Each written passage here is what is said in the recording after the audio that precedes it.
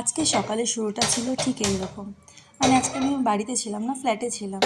তা ওখানে একটু কাজ টাজ ছিল, প্রত্যেক দিন যেমন এখানে আসলে যে কাজগুলো করি সেরকম কাজ টাজ করে ভাবলাম একটু কফি বানাই, খাই, তারপর বাবার বাড়ি যাই।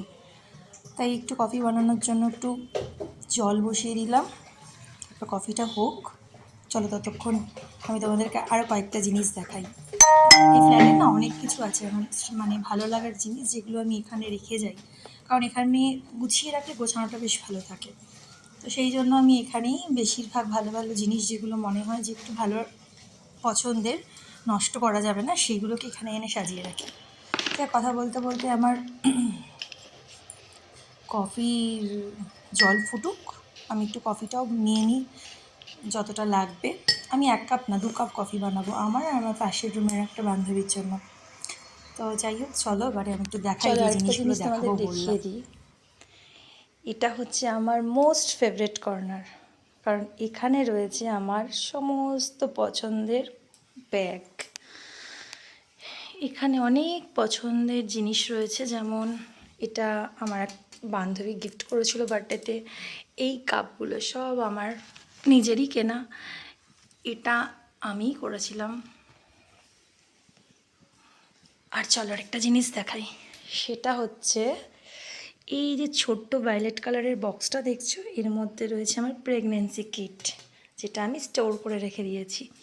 ফার্স্ট টেস্ট করে কিটটা আমি রেখে দিয়েছিলাম। আর এর নিচে একটা লেটার রয়েছে, জানতাম না যে ছেলে না মেয়ে হবে, যখন যে হবে সে বড় হলে পড়তে পারবে। প্রেগন্যান্সির টাইমে সব কিছু লেখা আছে। আর এই যে ফোনগুলো দেখছো, এইটা ফার্স্ট মনে আছে 2006-এর ফোন, ফার্স্ট ফোন এটা আমার। এটা মনে হয় 2011-র। আর এগুলো পরপর মনে নেই। লাস্ট এটা রেডমি। সব ফোনগুলো খারাপ হয়ে গেছে, বাট আমি স্মৃতি হিসাবে রেখে দিয়েছি। এর মধ্যে 3টে ফোন আমার হারিয়ে গেছে, 3টে ফোন হারিয়ে গেছে, সেই ফোন বাদে এতগুলো ফোন রয়েছে। মানে এর সাথে আরও 3টে ফোন আমার অ্যাড করলে টোটাল এতগুলো ফোন আমি ইউজ করেছি। চলো একবার ঘুরিয়ে দেখে দিই। দেখো পুরোটা একবার ঘুরিয়ে দেখিয়ে দিলাম। এটা আমার ছোট্ট ঠাকুরঘর, এই যে। চলো দেখি এবার কফিটা কত দূর হলো। কফি তো নয়, কফির জলটা বসিয়েছি, দেখি এটা কত দূর হলো। জল ফুটে এসছে।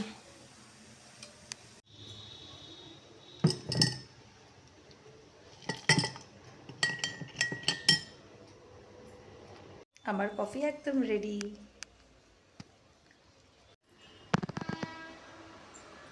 চলো আমি আমার কফিটা একটু এনজয় করি, ততক্ষণের জন্য টাটা।